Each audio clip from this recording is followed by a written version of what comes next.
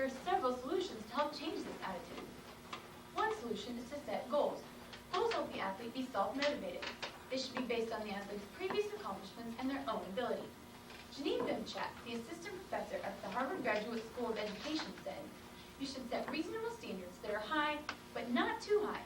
They should be just a little out of reach." The type of goal to set is a process goal, not an outcome goal. Process goals help the athletes gain a sense of control over their performance. By setting process goals, athletes are less focused on winning and more focused on doing their best. For instance, a marathon runner may set a process goal to decrease time after each race, rather than an outcome goal simply to win the race. When I started using process goals in cross country, I actually did better. I set a goal to decrease time after each meet, and I did this. I felt much more successful. By children using goals, they focus less on winning and more on doing their best. As they grow older, they carry this much healthier attitude with them. When they become parents, they will not force their children to be the best, but encourage them just to do their best. Fortunately, for those parents who were not able to grow up with this much healthier attitude, there's a simple solution. They just need to let their child be their own person. They need to have a balance as to how much pressure they put on their child. It's good for parents to help their children set goals, but the goals need to be realistic. Parents should be more concerned with the child's character than how fast they can run a mile. So in conclusion, I hope you'll agree that this current win-at-all-costs attitude is unhealthy. But there is a solution, one we all need to implement. Dr. Louis has said, "You should always play to win, but be able to define winning beyond the final score and realize that losing is healthy." And by the way, after some research, I found that the 100-meter dash gold medalist in the 1996 Summer Olympics was Michael Johnson. But luckily, I'll never have to do research to name those 5 teachers who have made a difference on my life. Pets are an important part of a child's life, and the loss of a pet can be traumatic. But Peter, the narrator of this story, hopes that the end is not in sight for his pet turtle, Dribble. Tales of a Fourth Grade Nothing by Judy Blume. I will never forget Friday, May 10th. It's the most important day of my life. After school, I went straight to my room to change my clothes and check my turtle, Dribble. I ran to my dresser to check Dribble. He wasn't there. His bowl with the rocks and water was there, but Dribble was gone. I got really scared. I thought, maybe he died while I was at school and I didn't even know about it. So I rushed into the kitchen and hollered, "Mom, where's Dribble?" My mother was baking something. My brother sat on the kitchen floor, banging pots and pans together. "You mean he's not in this bowl?" I shook my head. "Oh dear, I hope he's not crawling around somewhere. I'll have a look in the bedrooms." My mother hurried off. I looked at my brother. He was smiling. "Fudge, do you know where my Dribble is?" Fudge kept smiling. "Did you take him? Did you, Fudge?" Fudge giggled and covered his mouth with his hands. "Where is he? What did you do with my turtle?" Fudge looked up at me. "In tummy." "What do you mean, in tummy?" "Wibble in tummy." "What tummy?" "This one. Wibble in this tummy. Right here." I decided to go along with this game. "Okay, how did he get in there, Fudge?" Fudge stood up. He jumped up and down and sang out, "I ate him, ate him, ate him." Then he ran out of the room. My mother came back into the kitchen. "Oh, I just can't find him anywhere."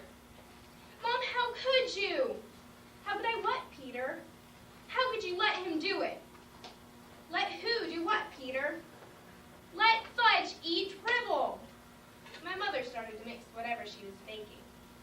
"Don't be silly, Peter. Dribble is a turtle." "He ate Dribble." "Peter Warnhatcher, stop saying that." "Well, ask him. Just go ahead and ask him."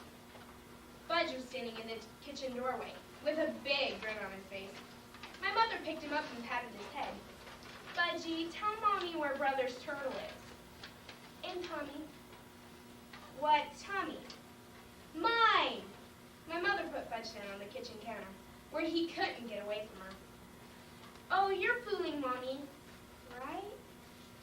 "No fool." My mother turned very pale. "You really ate your brother's turtle?" Big smile from Fudge.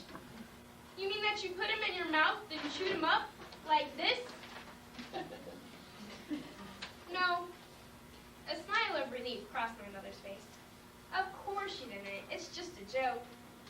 She put Fudge down on the floor and gave me a look. Fudge babbled. No chew, no chew. Go, go. Come on, Turtle. Down Fudge's tummy.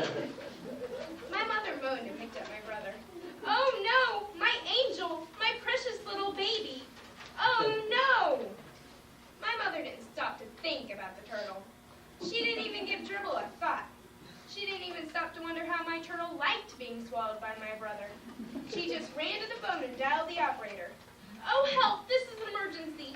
My baby ate a turtle. Send an ambulance right away, 25 West 68th Street. We arrived at the back door of the hospital. Fudge was whisked away by 2 nurses. My mother ran after him. You wait over there, young man, another nurse called to me, pointing to a bench. I sat down on the hard wooden bench.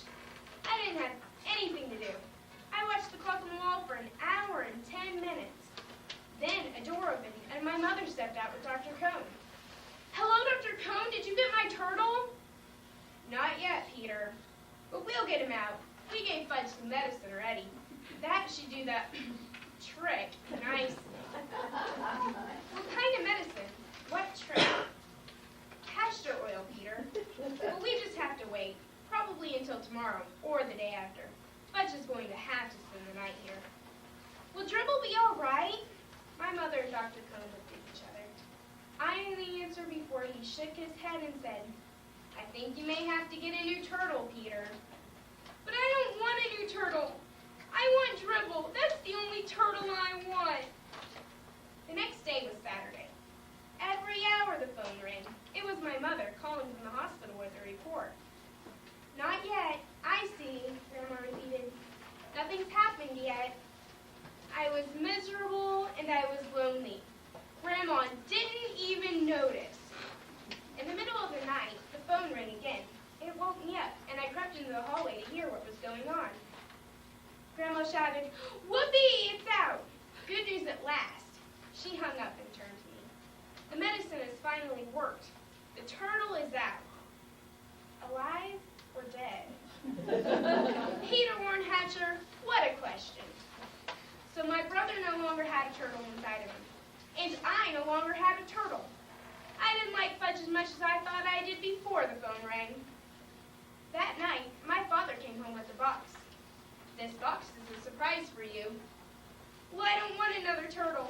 Don't think you can make me feel better with another turtle. Because you can't. Who said anything about a turtle? You see, your mother and I think you've been a good sport about this whole situation. After all, Dribble was your pet. I looked up. Could I be hearing right? Did they really remember about me and Dribble? I put my hand inside the box. I felt something warm and soft and furry. I knew it was a dog, but I pretended to be surprised when he jumped up on my lap and licked me. Fudge cried, Doggy, doggy! He ran right over and grabbed my dog's tail. Fudge, my father said, taking him away, this is your brother's dog. Maybe someday you'll have a dog of your own. But this one belongs to Peter. Do you understand? Fudge nodded. Peter's dog. That's right, my father said. Peter's dog. Then he turned to me. And just to be sure, he said, we got a dog that's going to grow quite big. Much too big for your brother to swallow. We all laughed. My dog was neat. I named him Turtle. Turn my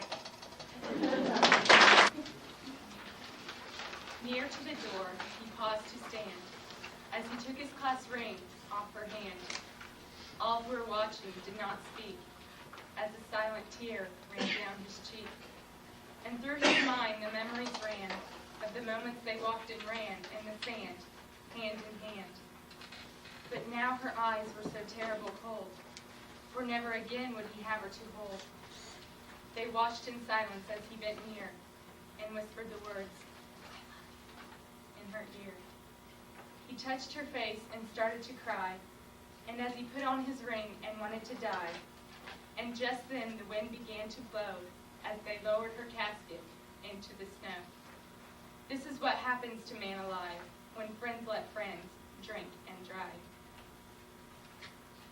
teenagers, we are constantly faced with peer pressure, encouraging us to do things we know are unwise or unsafe. My two selections both show the tragic end result of teenagers who choose to drink and drive. My first selection, The Ring, and my final selection, Jenny, are both by unknown authors. Jenny was so happy about the house they had found.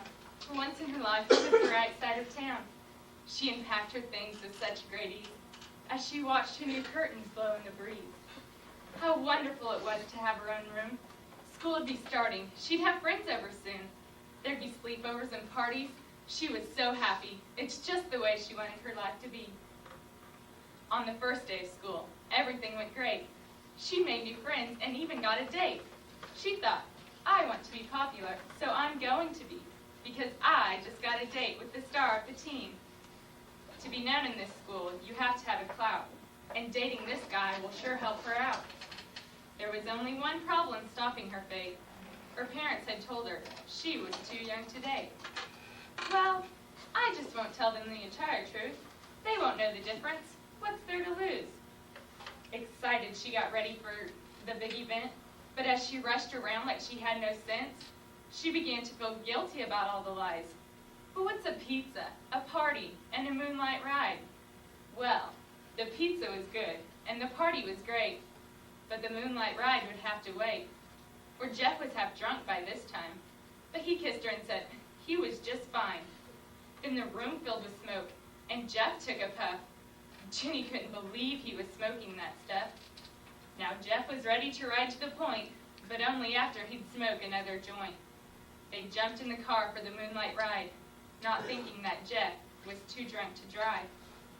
They finally made it to the point at last, and Jeff started trying to make a pass.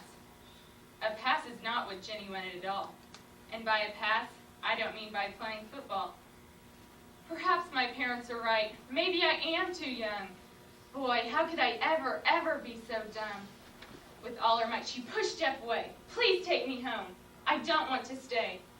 Jeff cranked up the engine and floored on the gas. In a matter of seconds, they were going too fast. As Jeff drove in a fit of wild anger, Jenny knew that her life was in danger. She begged and pleaded for him to slow down, but he just got faster as they neared the town. Just let me get home. I'll confess that I lied. I really went out for a moonlight ride. Then all of a sudden, she saw a big flash. Oh, God, please help us. We're going to crash.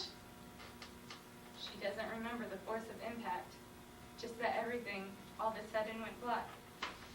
Then she felt someone remove her from the twisted rubble and heard, "Call an ambulance, these kids are in trouble." Voices she heard, few words at best, but she knew there were two cars involved in this wreck. Then she wondered to herself if Jeff was all right and if the people in the other car were still alive. She awoke in the hospital to face it so sad. You've been in a wreck. It looks pretty bad. These voices echoed inside her head as they gently told her Jeff was dead. They said, "Jenny, we've done all we can do, but it looks as if we'll lose you too." "But the people in the other car," Jenny cried. "We're sorry, Jenny. They also died." Jenny prayed, "God, forgive me for what I've done. I've only wanted to have just one night of fun. Tell Mom and Dad I'm sorry I lied, and that it's all my fault so many have died. Tell those people's families I'm sorry I made their lives dim, and I wish I could return their families to them. Oh, nurse, won't you please tell them that for me?" The nurse just stood there.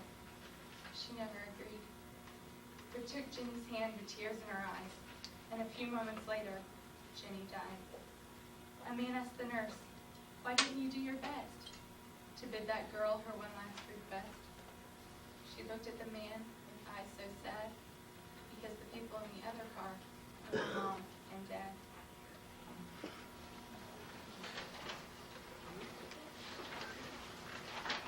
I think I can, I think I can, I think I can. Do you remember that childhood story called The Little Engine That Could? This story taught most of us at a very early age the power of positive thinking. Unfortunately, some of us have forgotten that message over time. Too many people go through life having a negative attitude. What is attitude anyway? Attitude, according to Donna J. Guinea, is the response you have to different circumstances of daily life at home, work, school, or even out with your friends. Everyone knows someone with an attitude problem. They're the whiners. These people